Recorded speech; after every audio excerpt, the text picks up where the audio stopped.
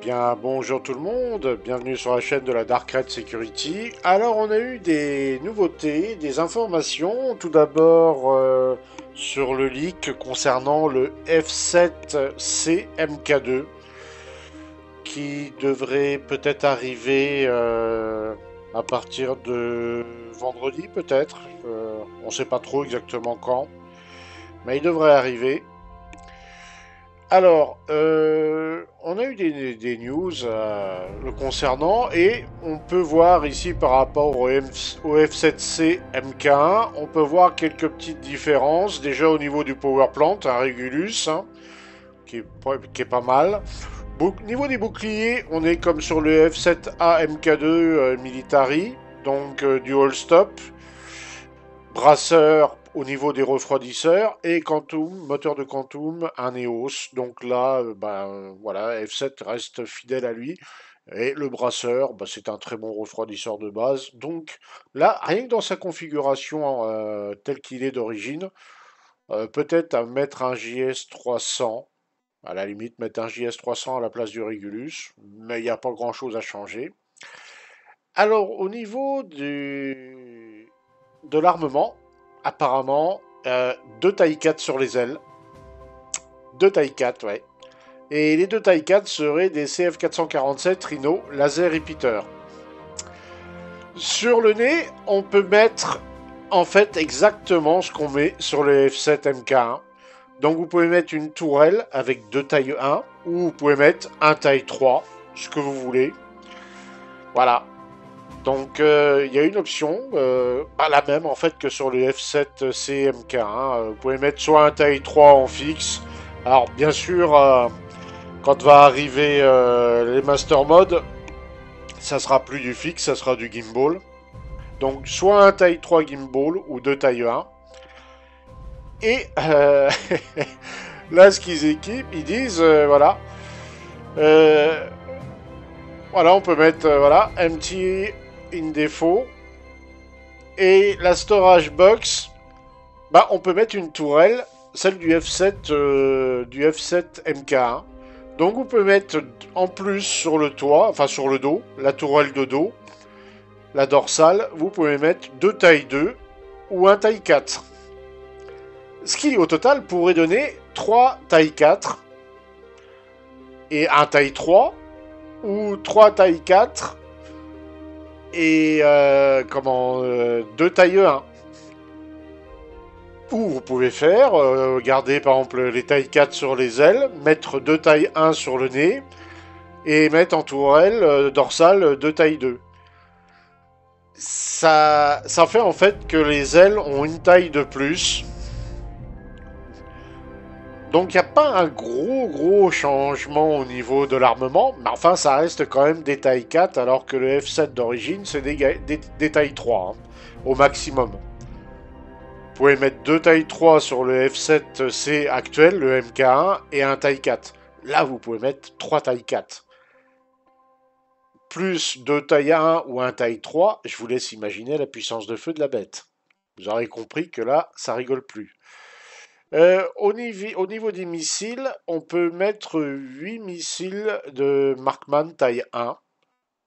Donc on pourra certainement modifier le rack parce que de size 2, 3 missiles rack. Donc on peut mettre 3 racks différents, qui est pas mal. Pas mal. Bon, au niveau du radar, c'est le même. Alors cette donnée-là, il me semble que en master mode c'est plus la même, c'est moins en master mode. Hein. En vitesse de pointe, on passe à 215 ou 210, 215 mètres secondes en mode combat. Et par contre en afterburner, je crois qu'on est à 1140 ou 1150 ou quelque chose comme ça. Voilà. Après la grosse interrogation, ça va être le prix. Bon là, il est à 110 $, c'est le F7 qu'on connaît tous. Voilà, le F7C qu'on connaît tous. À mon avis, lui, ça va pas du tout être le même prix. Hein. S'il est moins cher que le F8, tant mieux. Mais à mon avis, il sera à peu près dans les mêmes prix. Enfin, j'espère me tromper, mais voilà. Faut pas trop rêver non plus. Donc ça, c'était au niveau des news, la nouveauté, hein. Alors, ils nous ont parlé aussi du nouveau système de caractère customisation, donc le Beauty Corp, le fameux système Beauty Corp qui permet de créer ses personnages, beaucoup plus poussé que celui qu'on a actuellement en 3.22, oui, 3.22.1. J'ai perdu le fil à force. Donc là, on pourra faire tout un tas de choses. On pourra paramétrer un peu comme on a envie. On pourra faire énormément de choses avec. On aura bien sûr les barbes, comme voilà le monsieur là qui est caractère, enfin qui s'occupait de ce système. On pourra faire les cheveux, on pourra faire beaucoup de choses, voilà, changer la couleur des cheveux. Enfin, il y a un nombre de variations qui est assez hallucinant sur ce système-là. Bon, bah, c'était l'ISC de cette semaine hein, qui est apparu. Bon, c'est intéressant, mais bon, ils en avaient déjà parlé, donc là, on voit rien d'extraordinaire.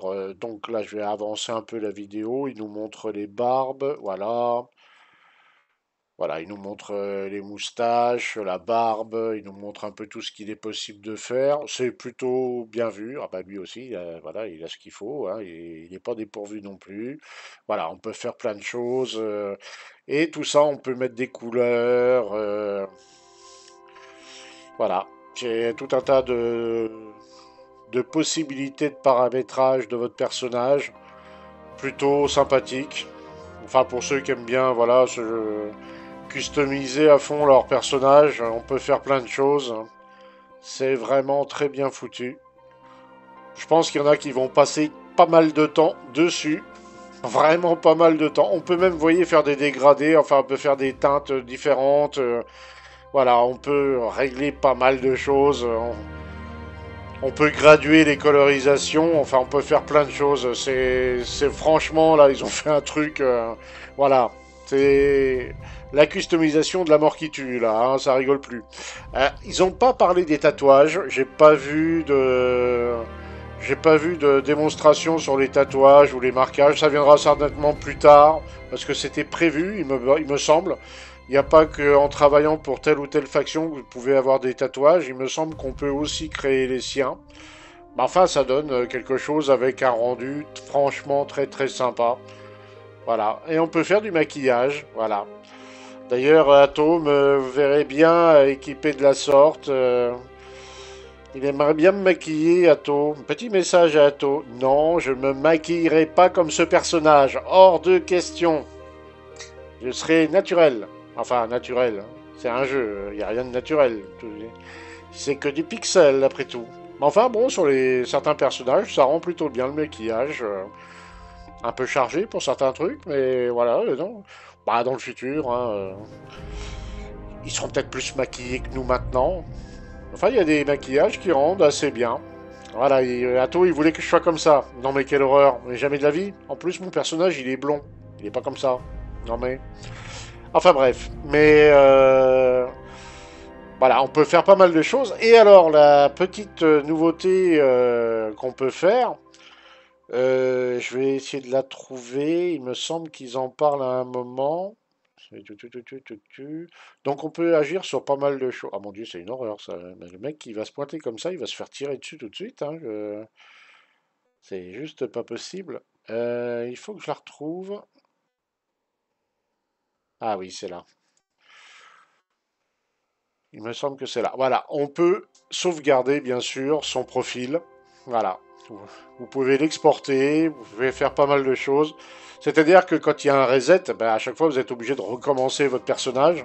Et ben là non, vous allez pouvoir, comment dire, lui faire une copie, tout simplement. Ce qui va s'avérer être pratique. C'est plutôt bien vu. Voilà, vous rentrez le nom et puis voilà, vous faites export ou import et puis voilà. Ça, c'est franchement bien. C'est franchement très bien. Ça a l'air, hein, enfin, l'interface m'a l'air un petit peu compliquée à prendre en compte, mais je pense qu'une fois que je m'y serai habitué, ça devrait aller tout seul. Puis je compte pas refaire mon personnage 107 000 fois.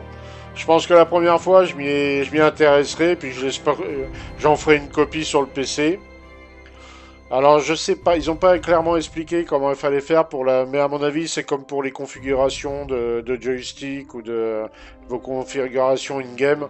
Il doit y avoir un fichier à ressortir, à copier pour le sauvegarder, je pense. Quelque chose du genre. Enfin bon, c'est plutôt sympa au niveau de la caractère customisation. Je sais il y en a pas mal qui attendaient ça avec impatience. Personnellement, le fait de pouvoir sauver son profil, c'est pratique. Bon, après, pour le reste, oui, bon. Les trois quarts du temps, on a un casque sur le museau, donc bon. Mais ouais, là, on voit les personnages, les nouveaux personnages dans l'environnement de Star Citizen. Bon, c'est mitigé, hein, je suis un peu mitigé. Mais bon, il y en a pour tous les goûts, hein. Mais c'était intéressant, le petit ISC, voilà. C'était intéressant. Donc c'est ce monsieur qui s'occupe, qui gérait plus ou moins tout ça. Bah bien joué monsieur, c'est très bien fait, c'est super bien fait. Et alors il y a une petite news sur la fin que je vais vous trouver. Ils n'ont pas pu s'empêcher de la faire. Est-ce que c'est là? Oui, c'est là. Regardez bien ce qu'il fait. Voilà, il nous montre à la fin de l'ISC ceci. Alors le personnage, oui, d'accord, mais c'est surtout les bébêtes qu'il y a derrière. Est-ce qu'ils font allusion à la faune qui va arriver en 3.23? Est-ce qu'on va avoir des bébêtes comme ça? Apparemment, vu l'environnement, ça serait plutôt sur Pyro. Mais bon. Voilà, voilà, voilà, voilà. Voilà. Ah bah, je suis retombé sur le plus joli, là. Voilà. Donc, tout un tas de choses intéressantes pour cet ISC. Et puis, bah, le F7 MK2 pour les curieux, pour les fans du modèle. Voilà. Des petites news intéressantes le concernant aussi. Donc, on va bien voir ce qui va se passer par la suite. On verra. On va voir comment se comporte le caractère customisation en 3.23. Et puis le MK2, quelque chose me dit que dans la semaine qui arrive, on devrait avoir des nouvelles. Voilà. Et Atto, c'est son nouveau style, hein, Atto. Voilà, cette bonne guerre, monsieur Atto. Hein. Allez, je vous souhaite une bonne soirée à tous. À ciao ciao.